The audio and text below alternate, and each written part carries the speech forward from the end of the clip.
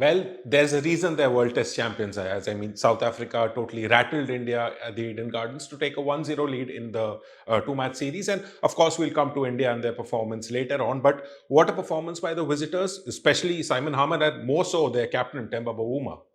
Yes, I think this was a marvelous performance by South Africa. Anirudh, I've been maintaining this for a fairly long while now, that it would be folly to underestimate this team. Not only have you look at their record since 2022, they have the most impressive record in red ball cricket, and that says a lot because you've got teams like India, England, New Zealand, and above all Australia there.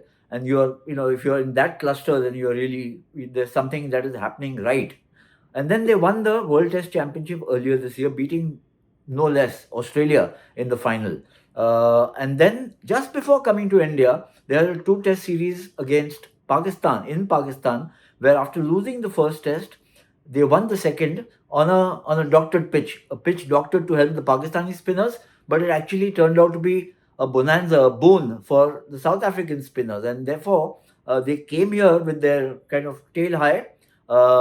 And they knew that they would have to adjust and adapt to the conditions here very swiftly. I think we fell into a trap of our own making, underestimating their prowess, batting as well as bowling on these kind of pitches, prepared a turner or at least prepared gave a doctored pitch, and it just kind of boomeranged on the Indian team. So you mentioned Temba Bavuma. He's got a marvelous record as a captain in terms of wins and also as a batsman. And then Simon Harmer, I think he's a very interesting case study. He was part of the young South Africans 10, 15, 12, 15 years back. Then he took Kolkata, went off to England, started playing county cricket because he couldn't get along in South Africa with the administration there.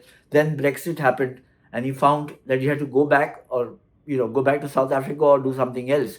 And he chose to go back to South Africa. And since then, he's become one of their major influential players. The way you could make out in this performance, 8 wickets in the match. A really seasoned pro. He's 36. He's been on the fringes of international cricket for a long while, but you can make out how professionally, astute he is. The way he thought out batsmen, the control he had, the deception in flight, in length, in line, and the pace. And I think this was a marvelous performance. So Temba Bavuma making the highest score of the match, and Simon Harmer picking up the most wickets in the match, and that in a nutshell tells you the story with several contributions from other players with the bat or with the ball. So in a sense, let me put it very pithily, India outplayed with bat, ball, and in the field. Yeah, and now let's do get to India and the pitch. So a lot of talk about the pitch. We've also discussed it before about how Gautam Gambhir made it clear after the match that they specifically asked for such a pitch, a dry pitch, so that there will be a lot of. It's not only turn; it was uneven bounce, and of course, it was sort of a treacherous pitch for all batsmen involved. Even though Gambhir said later that there were no demons as such if you apply yourself, and we saw Bavuma apply himself, but it's much easier said than done. But the question is, when you're preparing such pitches for your benefit, shouldn't you also have the weapons to utilize those conditions? So, what I'm asking essentially is, do you think that the Indian batsmen are poorer players of spin than South African batsmen? I mean, that doesn't seem to be an obvious question in the sense that you would expect Indians to be better at their home conditions. But we've seen over the past few years, especially in that New Zealand series, that that's not always been the case. I wouldn't necessarily say that the South Africans are better at playing spin. So, do you think the toss also comes into that? I mean, what sort of strategy? And now we have the second test match in Guwahati, which we don't even know how the pitch is going to play there. So, what's your whole take on this pitch situation? Well, I think, look, it's become a right royal row, as we know now, the pitch. I mean, there are, Gautam Gambhir has a point of view or a perspective. Saurav Ganguly has another perspective. Some other players have their own perspectives. I think two things are important to understand here. One is, do you need some such pitches? I mean, if you go with the premise that Indian batsmen weaned on Indian pitches are naturally better players or good players of spin, then why do you need some such pitches? And if you need such pitches, then you don't have enough faith in your batsmen. And if you don't have enough faith in your batsmen, which may be fair considering if you look at the last 6 matches that have been played in India, Three matches we lost to New Zealand, and all under Gautam Gambhir.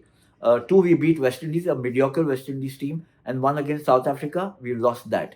So it shows that you are not as good as you imagine. And if you prepare a pitch doctored in favor of slow bowlers, spinners, your spinners might do the job. But if your batsmen don't do the job, you're still going to lose. So what have you gained? And I think that's a muddle that India need to kind of extricate themselves from.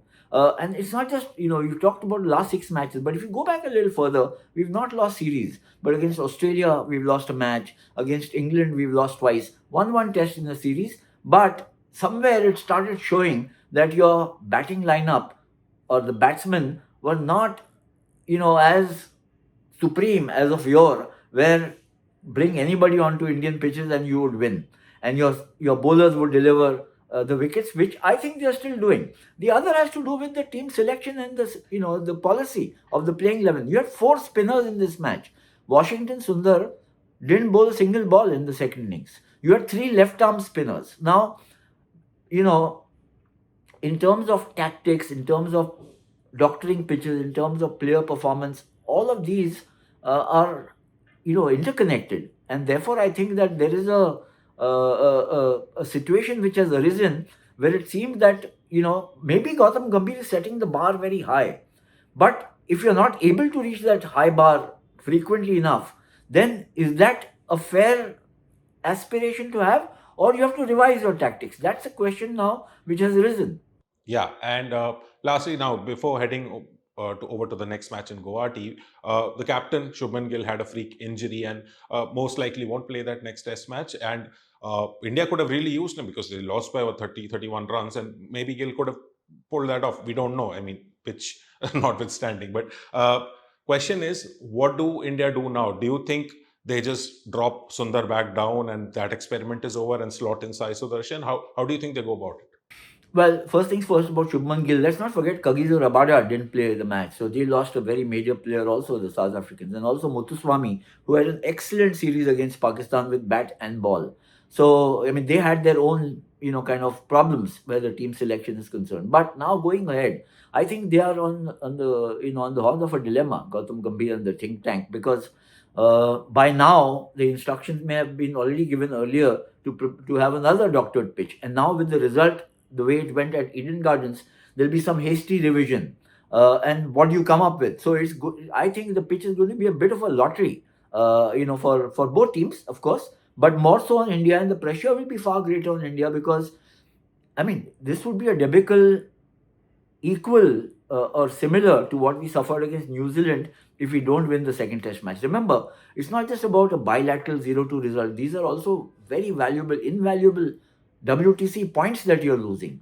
And this is exactly why last cycle we couldn't qualify for the final, because we lost 0-3 to New Zealand at home. If you lose to South Africa, perchance, even the 0-2, it would put India into a crisis again in this cycle of the WTC.